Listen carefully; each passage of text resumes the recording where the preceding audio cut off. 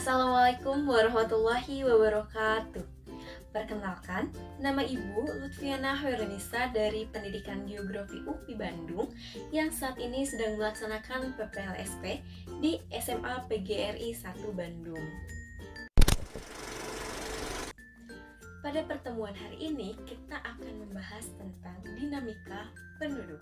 Nah, sebelum itu, jangan lupa siapkan catatan untuk mencatat agar kita lebih paham mengenai materi dinamika penduduk ya.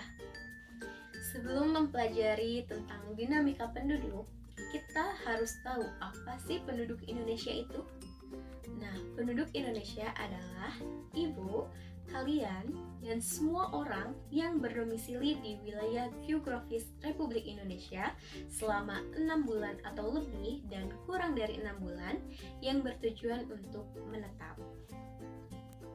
Apakah kalian tahu peringkat berapa Indonesia dengan jumlah penduduk terbanyak? Jawabannya yakni peringkat 4 setelah Tiongkok, India, dan Amerika Serikat. Nah, lalu apa sih yang mempengaruhi terjadinya dinamika penduduk? Yakni terdapat dua faktor yang mempengaruhi terjadinya dinamika penduduk, yakni faktor alami dan faktor non-alami. Faktor alami terbagi atas natalitas dan mortalitas, sedangkan faktor non-alami terdiri dari migrasi. Faktor yang pertama yakni natalitas atau kelahiran. Nah, natalitas atau kelahiran ini bersifat menambah jumlah penduduk. Natalitas digambarkan dengan angka kelahiran. Angka kelahiran adalah banyaknya jumlah penduduk yang lahir pada suatu tempat dengan periode waktu tertentu per 1000 penduduk pada pertengahan tahun yang sama. Dalam natalitas terdapat faktor pendorong dan juga penghambat terjadinya kelahiran.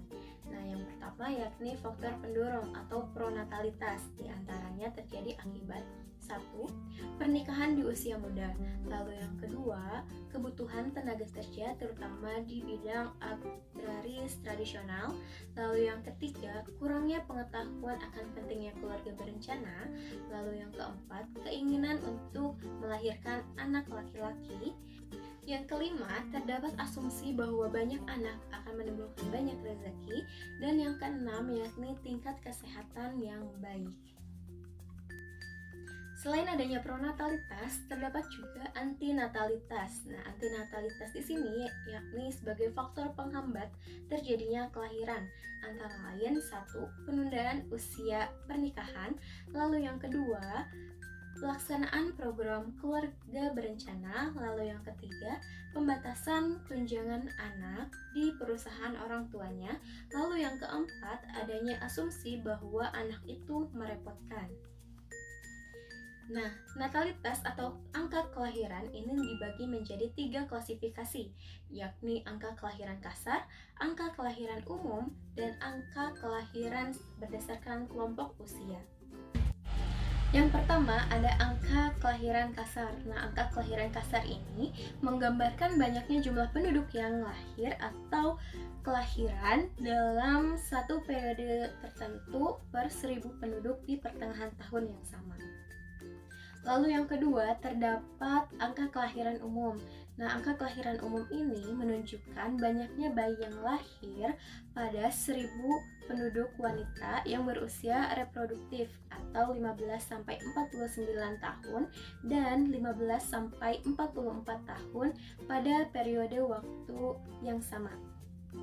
Lalu yang terakhir, terdapat angka kelahiran berdasarkan kelompok umur. Nah, angka ini menunjukkan bahwa banyaknya jumlah kelahiran dari wanita berdasarkan kelompok umur tertentu per 1000 wanita pada kelompok tertentu dan pada tahun yang sama. Lalu faktor yang kedua yakni mortalitas. Mortalitas atau kematian bersifat untuk mengurangi jumlah penduduk. Nah, angka mortalitas merupakan gambaran banyaknya jumlah penduduk yang meninggal dunia pada periode waktu tertentu. Dalam angka kematian terdapat faktor pendorong dan faktor penghambat adanya kematian. Faktor pendorong adanya kematian atau promortalitas antara lain yang pertama, rendahnya kesadaran dan tingkat kesehatan masyarakat. Lalu yang kedua, kurangnya fasilitas kesehatan yang memadai. Lalu yang ketiga, wabah penyakit. Lalu yang keempat, peperangan. Dan yang kelima, ada bencana alam. Faktor penghambat terjadinya kematian yang pertama yakni kesadaran akan kesehatan tinggi, yang kedua fasilitas kesehatan yang memadai, lalu yang ketiga lingkungan bersih dan teratur, dan keempat adanya larangan agama yakni bunuh diri. Angka mortalitas juga memiliki 3 klasifikasi, yakni angka kematian kasar, angka kematian bayi, dan yang ketiga ada angka kematian berdasarkan kelompok umur. Nah, yang pertama ada angka kematian kasar. Angka kematian kasar ini menggambarkan banyaknya kematian dari setiap 1000 orang penduduk pada periode tertentu. Yang kedua, terdapat angka kematian berdasarkan kelompok umur. Nah, angka ini menunjukkan jumlah penduduk yang meninggal dunia pada kelompok umur tertentu dari 1000 orang penduduk pada kelompok umur tersebut dan pada periode waktu yang sama. Lalu yang terakhir yakni angka kematian bayi. Nah, angka kematian bayi ini menunjukkan jumlah bayi yang meninggal dunia sebelum genap 1 tahun atau 0 sampai 11 bulan per 1000 kelahiran hidup pada tahun tertentu. Lalu faktor dinamika penduduk yang terakhir yakni migrasi. Migrasi merupakan perpindahan penduduk yang bersifat menetap dari suatu tempat ke tempat lain yang melebihi batas administrasi atau wilayah. Terdapat 2 jenis migrasi yakni imigrasi dan emigrasi. Imigrasi diartikan sebagai masuk atau masuknya penduduk dari negara lain ke suatu negara. Sedangkan emigrasi diartikan sebagai keluar, yakni keluarnya penduduk dari suatu negara ke negara lain. Nah, setelah kita mempelajari tentang faktor-faktor terjadinya dinamika penduduk, yakni kelahiran, kematian, dan migrasi, kita dapat menentukan jumlah pertumbuhan penduduk pada suatu wilayah. Nah, pertumbuhan penduduk total kita dapat mengetahuinya melalui perhitungan, yakni kelahiran dikurangi kematian ditambah imigrasi dikurangi emigrasi, sehingga diperoleh jumlah pertumbuhan penduduk total pada suatu negara. Demikian penjelasan tentang dinamika penduduk pada pertemuan hari ini. Ibu harap kalian semua dapat memahami dengan baik dan mengaplikasikannya di kehidupan kita sehari-hari.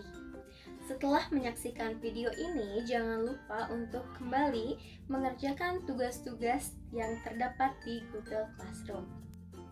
Sampai jumpa di pertemuan berikutnya. Terima kasih. Wassalamualaikum warahmatullahi wabarakatuh.